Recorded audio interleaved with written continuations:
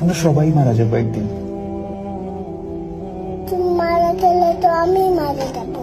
হ্যাঁ, আমি মারা যাব, তুমি মারা যাবে, মাম্মা মারা যাবে, বুবুনি মারা যাবে, আমরা সবাই মারা যাবো একদিন। কেন?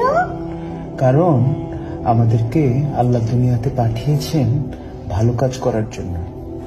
তারপর একদিন আমাদেরকে আবার জিজ্ঞেস করবেন, তোমরা কি ঠিকঠাক মতো ভালো কাজ করেছো? অন্য মানুষকে কষ্ট দিয়েছো? তোমরা কি মানুষের সঙ্গে ভালো ব্যবহার করেছো? মানুষকে ভালো কাজের দিকে ডেকেছো? এগুলো জিজ্ঞেস করার জন্য আল্লাহ আবার আমাদেরকে আল্লাহর কাছে নিয়ে যাবে।